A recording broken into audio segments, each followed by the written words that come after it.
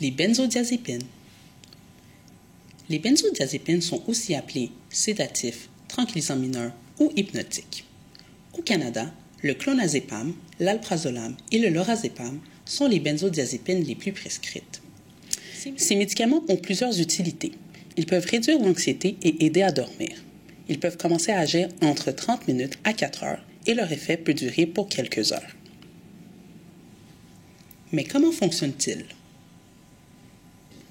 Regardons ensemble le plan du cerveau. Ici, nous voyons une représentation imagée de la connexion entre deux neurones. Le principal messager chimique ou neurotransmetteur impliqué dans le mécanisme de cette classe médicamenteuse se nomme le GABA. Le GABA est un neurotransmetteur qui a ses propres récepteurs pour permettre la connexion entre deux neurones. Voici un plan plus rapproché du récepteur du GABA. Lorsque les molécules de GABA viennent se fixer, ils permettent de faire passer des substances chimiques qui vont diminuer la force ou l'intensité du message à transmettre. Ceci permet une relaxation du cerveau et diminue l'anxiété.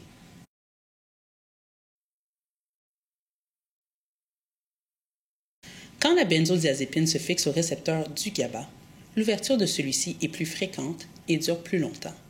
Cela permet donc une réduction de l'anxiété.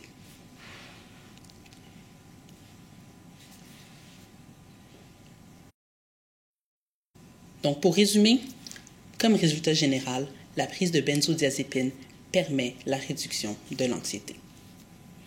Mais, attention, toute prise de médicament peut être associée à des effets secondaires.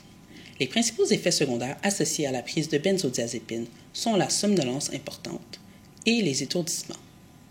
Toutefois, lorsque des doses trop importantes de ce médicament sont utilisées, ils peuvent causer de la confusion et même des difficultés respiratoires. Toutefois, lorsque des doses trop hautes de benzodiazépines sont utilisées, ils peuvent causer de la confusion et même des difficultés respiratoires. Différentes mesures peuvent être prises afin d'aider avec ces effets, tels que se lever lentement et se reposer suite à la prise de ce médicament. Attention! Idéalement, c'est un médicament à utiliser occasionnellement car les risques de dépendance sont considérables. Ceux-ci peuvent se manifester par de l'accoutumance. Mais qu'est-ce que l'accoutumance? Chez une personne qui prend une benzodiazépine, elle peut remarquer qu'après un certain temps, il lui faut une dose plus élevée de son médicament afin d'atteindre l'effet voulu. Il peut également y avoir du sevrage à l'arrêt de ces médicaments.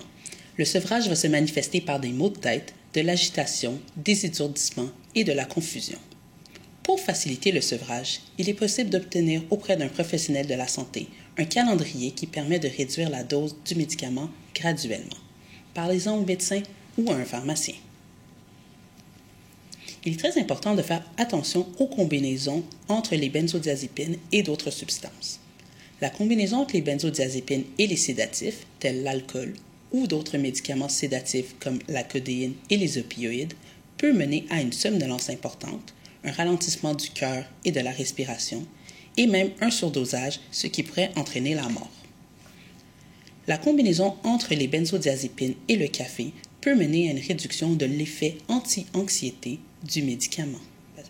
Par ailleurs, la prise de benzodiazépine peut affecter votre capacité à conduire, donc faites attention.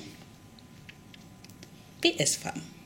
Il est intéressant de noter que les benzodiazépines n'ont pas d'effet sur la libido. Si une femme prévoit tomber enceinte, ou pour toute autre question, parlez-en au médecin ou au pharmacien. Ils sont là pour vous aider.